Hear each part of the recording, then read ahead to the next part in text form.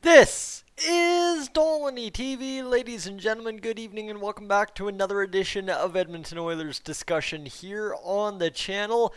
And well, I want to kick off this Friday evening edition with some fun news to look forward to, hopefully Monday or Tuesday, depending where you've looked on Twitter.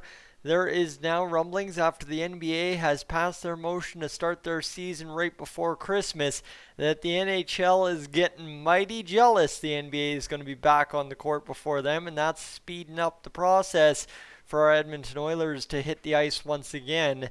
And, well, my friends, the situation out there day to day, depending on what you're looking at, still looks like an all-Canadian division is our best idea for the NHL in the meantime, and let me tell you, that is a fun idea to me. So, again, right, that's just kind of where I'm leading this to, is a decision or some kind of announcement, more than likely coming from the NHL and NHLPA on Monday or Tuesday, by the looks of it, just based on how things have progressed with the NBA this week. So, January 1st, maybe more so out of jealousy than actual out of intellect, is looking like a reality all of a sudden for us hockey fans, and thank goodness, because that means only one more month after November to stomach without hockey, and then we could be back to playing NHL level hockey and talking the Edmonton Oilers on a bi-nightly basis. So that'd be really nice. By that point, it'll have been 9 months since we last played a regular season game. That's a long time ago. So, well, Canadian division. We've talked about this before, but let me tell you, now with these new additions, oh, baby, yeah, light me up. This could be absolutely fun. You look at every single roster over there in the Canadian division, or what would be the Canadian division: Ottawa, Toronto, Montreal, Winnipeg, Edmonton, Calgary, and Vancouver, and it gets fun before it can even get started as to who's on the roster. For Calgary, up front, you've got Tkachuk, so that makes it fun. You've got Gaudreau, Monahan. They're good players to watch when they're on their game. Lucic, always intriguing to see what he does against us.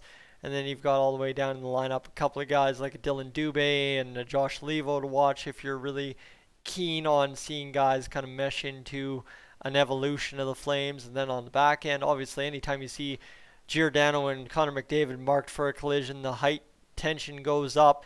You've got the new addition, Christopher Tanev. What's he going to make for a difference on the Calgary Flames? And then, of course, the big addition for them in net, Jacob Markstrom. So right there's your storylines, right? The Battle of Alberta. Each team went out there and matched each other, got some good pieces, added to the team what they needed to do, and really trying to compete with each other and the rest of the NHL. Then you move on to the Vancouver Canucks, and this is where it gets really fun because they took, in my opinion, a step back last season. They lost several key guys, didn't get Tyler Toffoli to re-sign, so now you've got Brandon Sutter, JT Miller, Bo Horvat, Brock Besser, Louis Erickson, Tanner Pearson, Michael Furlan, Sven Barchi. You've got Antoine Roussel, Jay Beagle, Jake Virtanen, Tyler Mott, Adam Gaudette, Elias Pettersson, and Zach McEwen. Well, that roster, for the most part, got them all the way against the Vegas Golden Knights, so maybe not all bad in essence. And then you've got Alex Edler, Tyler Myers, Nate Schmidt, who's a big addition to their blue line, Jordy Ben, Jack Rathbone, and Quinn Hughes looking to be the defenders on that team. However, right, that's only 6 defenders, so somewhere in there, there's another goalie. But again, similar to Calgary, big addition in net, Braden Holtby, right? And of course, don't forget that they've got Thatcher Demko, so they're an intriguing, fun team to play against. And you know what I'm seeing here? That Vancouver's getting hit with that recapture penalty already against Roberto Luongo, so keep that in mind too. They're tied up with $3 million there. So yeah, right?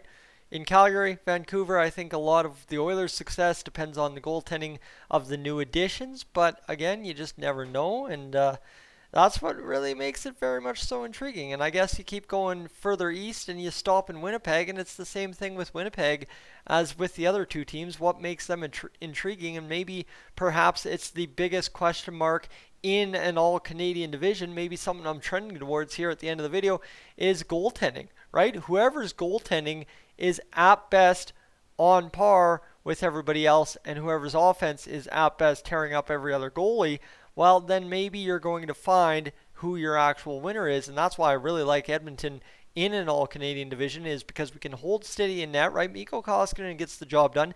Mike Smith, if he stays in his net, gets the job done. The Oilers defense, if they play up to their potential, gets the job done. And you just let the offense tear up the league. Pretty simple. Pretty simple, right? But does it happen? Who really knows? And I mean, that becomes the question for every single NHL team in Canada this year. Does the goaltending get the job done? Maybe not in Ottawa, but every other team, yeah, pretty much. For the Jets, Blake Wheeler, Kyle Connor, Patrick Laine, Paul Stastny's back with them, Mark Scheifele, Nikolai Ehlers, Matthew Perreault. You've got Adam Lowry, Andrew Kopp, Mason Appleton, Nate Thompson, Jansen Harkins, Dominic Tonato, and Jack Roslovic as an RFA. Where in that is there really any turnover on that Jets roster? On the back end, Josh Morrissey, Dylan DeMello, Neil Pionk. You've got Nathan Beaulieu, Derek Forbert, who's an addition, Luca Spiza, Tucker Poolman, so pretty much the same stuff there. Connor Hellebuck and Laurent Boissois in net, nothing too special right there. Brian Little, of course, is on the IR.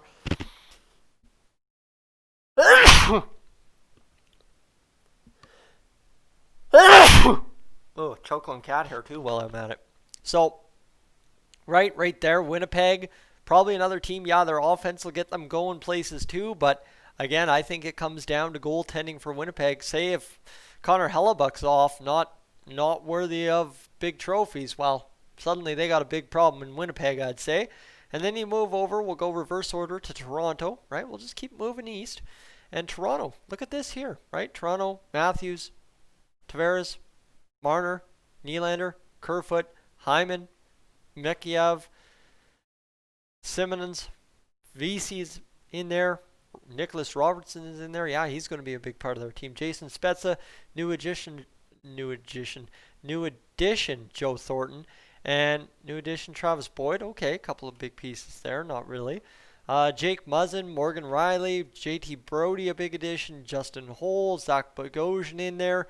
Mikko Lehtinen in there. You've got Rasmus Sandin and Travis Dermott. And then you've got Frederik Andersen and Jack Campbell. But you've got so many other goalies that they added. I thought Jack Campbell was off the books, but they have just absolutely added to the goaltending depth. You've got Aaron Dell, Michael Hutchinson in there in the minors, so they're an intriguing team to watch just based on if a backup goaltender goes down or if Frederik Andersen goes down. So again, right, for Toronto even, it comes down in my mind to goaltending. The offense is going to be there, and we know with the Oilers the offense is going to be there. You know, with every other team in the league, especially in Canada, outside of maybe a Montreal and an Ottawa, the offense is for the most part going to be there. So where do you find the problems with this Canadian division? It's in net, and whoever's goaltending is the most above average or most average. Honestly, I will say the offensive weapons in the all-Canadian division pointed to the goaltending. Whoever's goaltending is average